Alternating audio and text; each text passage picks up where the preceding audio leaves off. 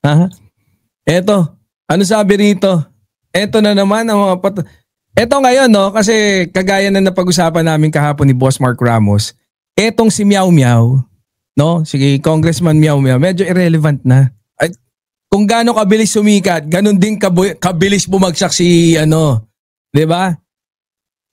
Ano sabi niya rito? Kailan ba nung isang araw na nasunog yung DPWH na dun sa Quezon City na isang building, no, ng DPWH. Eto, sabi rito ni ano, sabi ng balita, muling naglabas ng bagong pahayag si Representative Meow Meow Barsaga patungkol sa umano'y administrasyon ni PBBM ang nagpasimula ng sunog sa DPWH BRS sa Quezon City noong Miyerkules. Sabi rito, ebidensya, sabi ni Kiko Barsaga, ebidensyang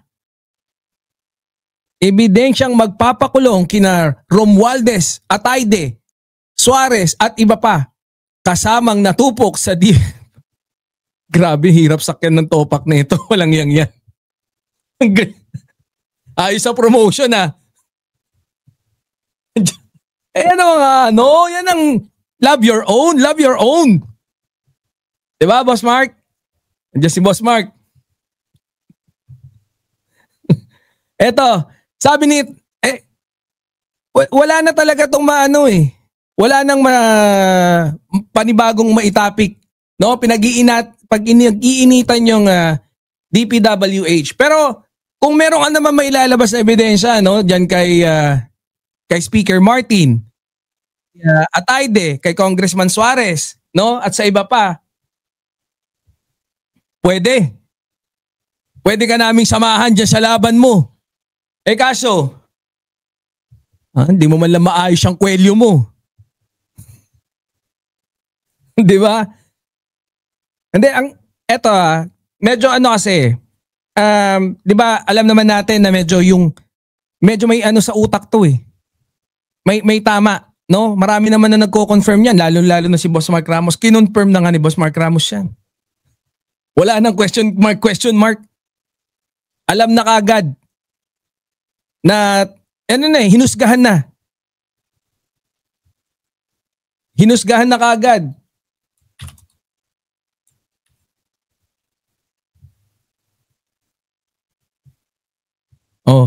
Hinusgahan na kagad nila na may tama sa ulo to. Pero kung maalala nyo, hinabilin nga rin to ng nanay niya.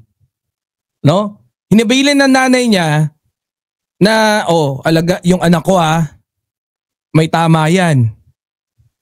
Sabi kay Congressman Puno. Hindi verbatim pero wag nyo na lang anuhin. I mean, yun yung kasi camaraderie dyan sa, ang tawag dyan? Dyan sa Congress. Alam, yung respeto ba sa mga kabaro?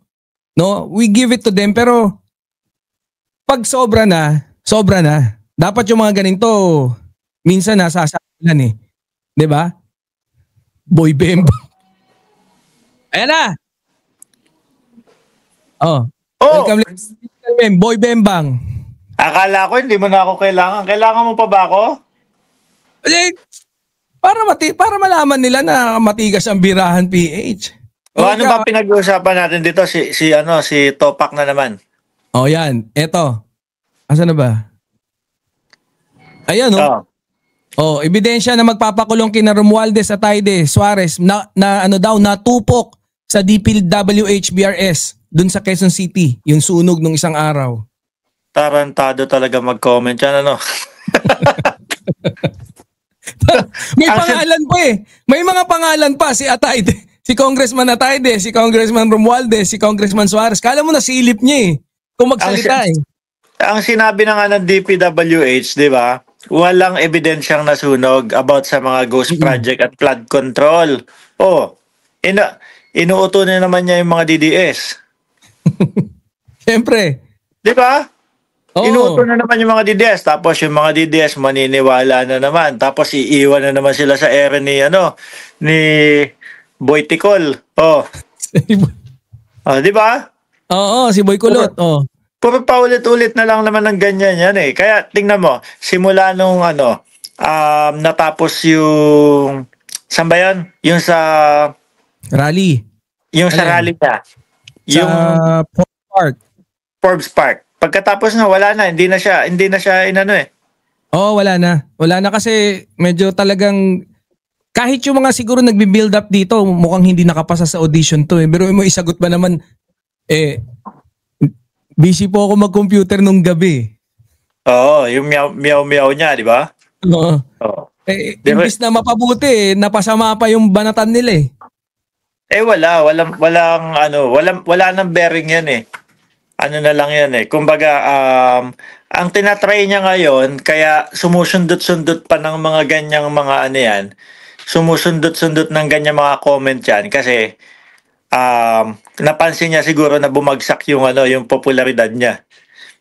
Yun nga din eh. Siguro kailangan niyang i-maintain para at least recognizable pa rin siya. May yun, ano rin siya, name recall man lang or mamagawa niyang puhunan niyang pagkakataon na yan para at least magkaroon ng pangalan.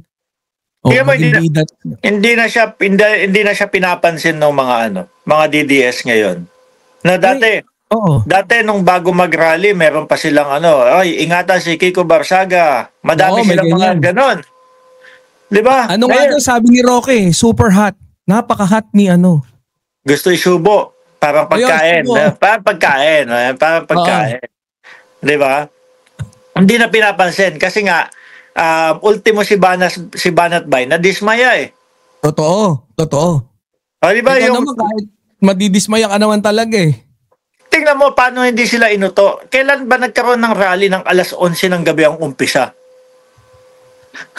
Oo, di ba? Di ba? Tapos puntahan naman yung mga DDS. Si Banat Bay nakahalata, putragis na to, parang inuutulan kami nito alas 11. Tapos pagdating doon, kumaway-kaway lang na parang sikat daw, umalis na din. Lang, Oo.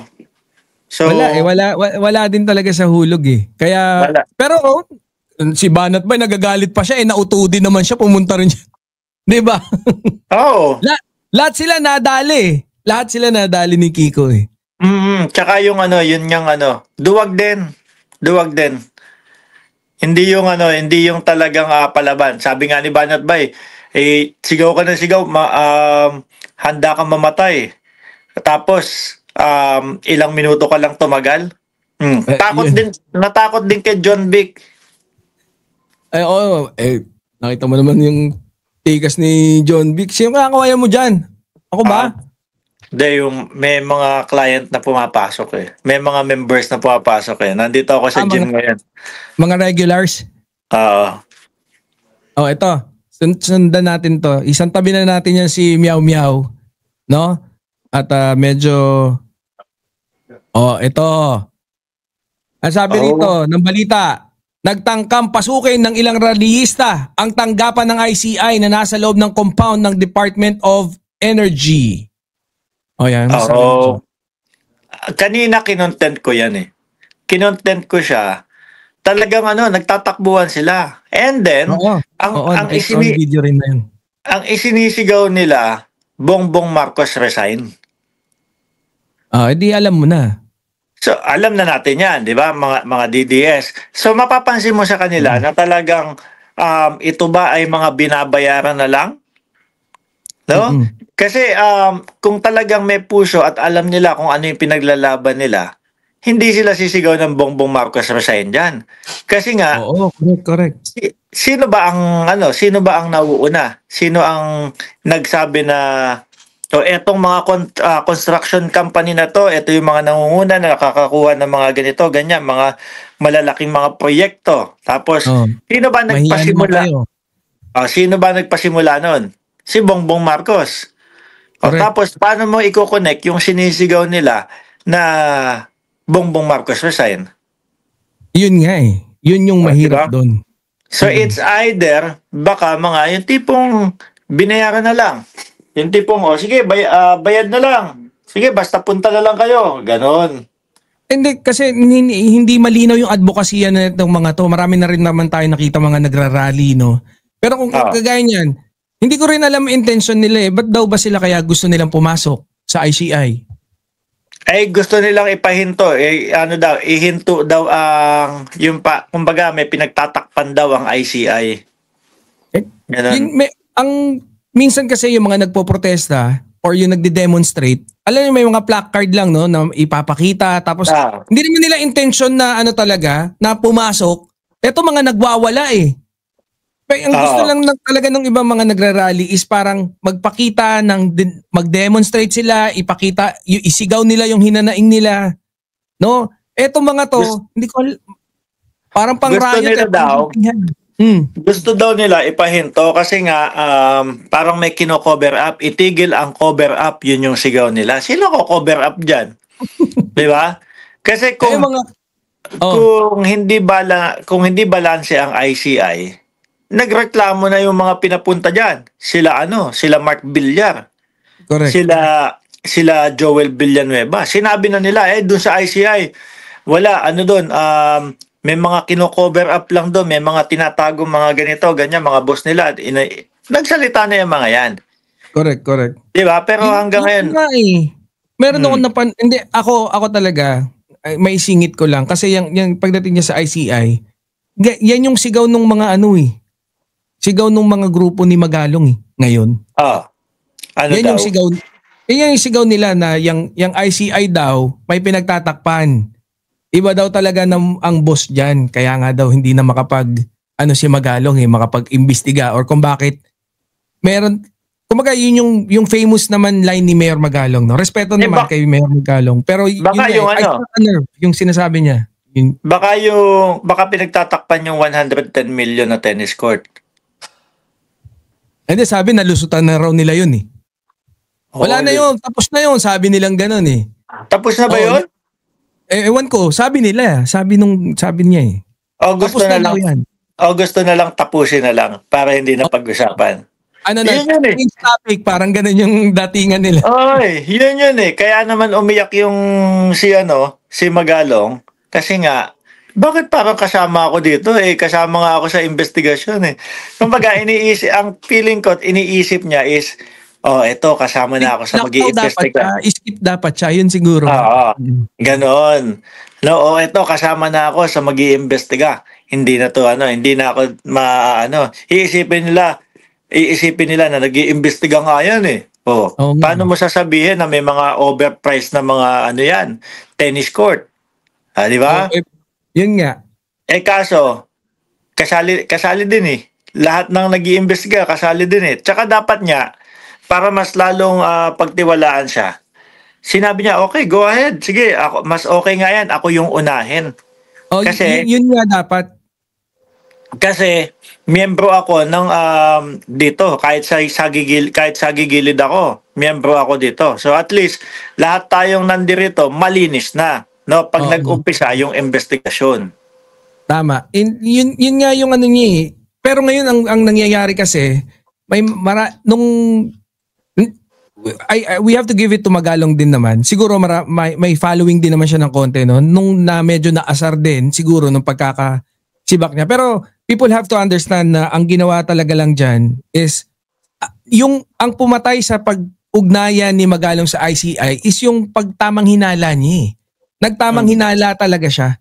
Which is sa tingin ko medyo naging impulse yung decision niya ng pag-resign and sinisi na ng sinisi. So people are expecting na or assuming na iba yung dahilan kumpara sa sinasabi niya